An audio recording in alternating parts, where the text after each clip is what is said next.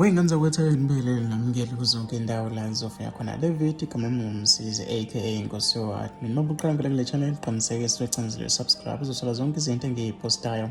kuyona ke le channel yethu ehamba phambili udaba ke enguleni zokuxhumana olamba phambili udaba ke lobulawa ke kwesangoma matsithi isohlabangwane waseClipgate oyisangoma uthole ke eshonile ebeka ke endleleni ephuma ke igwe ungena ke la ombona ke kule video kanti abantu baphawule kanje ke enkundleni zokuxhumana nangomunye uthe kusamele